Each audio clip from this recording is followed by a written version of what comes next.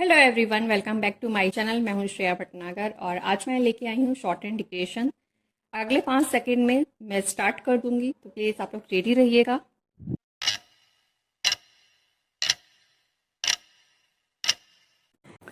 जगदीश भगवती के एक अध्ययन डिफेंस ऑफ ग्लोबलाइजेशन के अनुसार 1980 के दशक के दौरान जब अमेरिका के श्रमिकों की वास्तविक मजदूरी स्थिर थी, तब श्रम सघन वस्तुओं की कीमतें वैश्विक बाजार में उनकी कीमतों के अनुरूप ऊपर उठ गई थीं।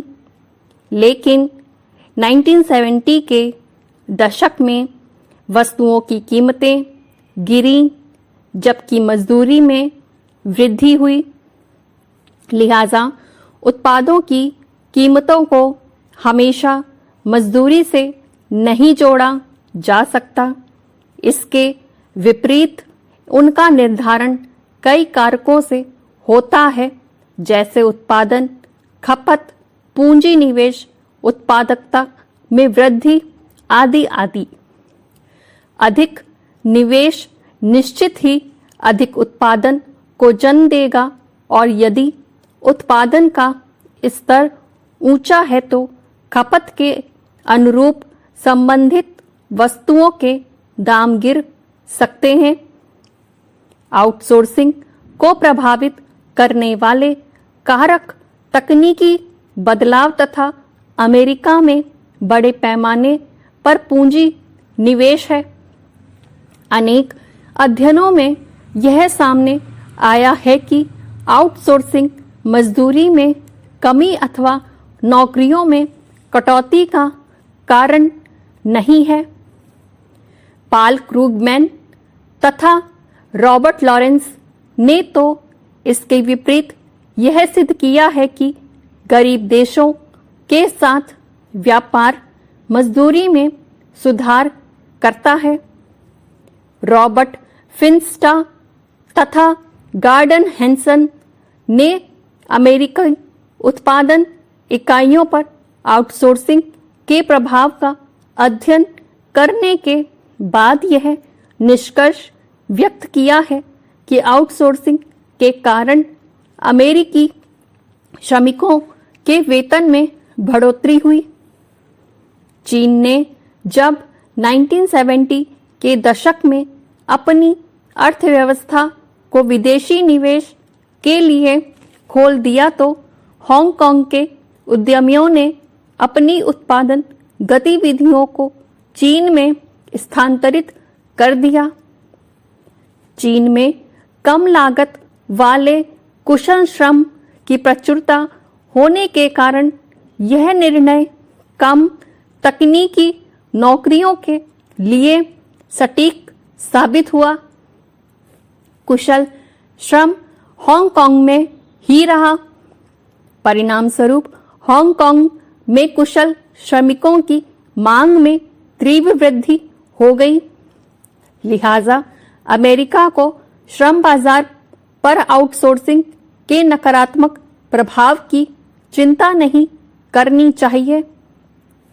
आउटसोर्सिंग पर प्रतिबंध अल्पकाल के लिए तो प्रभावी हो सकता है, लेकिन दीर्घकाल में इससे अमेरिका को ही नुकसान होगा। अमेरिका को अपने यहाँ रोजगार के संकट को समाप्त करने के लिए उन मूल कारणों का निवारण करना होगा जिनके चलते अमेरिकी अर्थव्यवस्था संकट का सामना कर रही है। ये थी मेरी आज की डिक्टेशन। उम्मीद करती हूँ आप लोग को लिखते बना होगा, शब्द क्लियर लगे होंगे, स्पीड सही लगी होगी और आप लोग की प्रैक्टिस अच्छी चल रही होगी, ऐसा मैं उम्मीद करती हूँ। और आप लोग की जो डिक्टेशन है कुछ बेहतर हुई होगी। अगर कुछ डिक्टेशन आप लोग के पहले से बेहतर हुई है तो प्लीज़ मुझे कमेंट ज़रूर करके बताइएगा, और ताकि मुझे भी एक मोटिवेशन मिलेगा और मुझे भी ये काम मतलब डिक्टेशन देने में मुझे भी अच्छा लगेगा। तो बस आप सबसे ये रिक्वेस्ट है कि अगर आप लोग को बेहतर फील हो रहा है पहले से अब में अपने डिक्टेशन में, तो मुझे प्लीज़ कमेंट करके ज़रूर बताइएगा और लाइक कर दिया करिए प्लीज़। जितने भी लोग डिक्टेशन ले रहे हैं तो एक लाइक कर दिया करिए, इससे मेरी जो वीडियो है वो रैंकिंग में आएगी। और अब यही कहूँगी, जो नेक्स्ट है टॉपिक वो मैं फोटो नेक्स्ट लगा दूंगी अभी इसमें, और कहाँ से कहाँ तक का मैटर लूँगी वो भी मैं बता देती हूँ।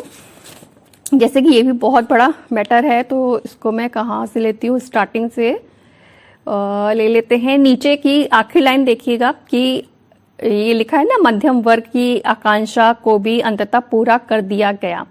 यहाँ तक मैं बोलूंगी और फिर उसके नेक्स्ट पैरा जो होगा ये आगे का नेक्स्ट ये होगा, ठीक है। तो इस तरीके से लेके चलेंगे और इसकी पूरी पेज की मैं फोटो एक बार लगा देती हूँ, आप लोग उसको देख लीजिएगा। इसकी जितने भी आउटलाइनिंग वर्ड्स हैं ये प्रैक्टिस कर लीजिएगा, और जो अभी ली है डिक्टेशन उसमें जो मिस्टेक्स हुई हैं उनको छांट के उनकी प्रैक्टिस कर लीजिएगा। इतना कर लिया करिए, और साथ में जितने भी शब्द चिन्ह वाक्यांश होते हैं उनकी प्रैक्टिस करते रहिए। देखिए आप बहुत ही परफेक्ट बन जाएंगे अगर आपने ये कुछ रूल्स फॉलो कर लिए तो। और बस यही कहूंगी, डिक्टेशन अगर पसंद आ रही हो तो वीडियो को लाइक कर दिया करिए, शेयर किया करिए, चैनल को सब्सक्राइब करिए और चैनल पे यूं ही बने रहिए। मिलते हैं जल्दी एक नई डिक्टेशन के साथ, तब तक के लिए bye bye, take care, thank you.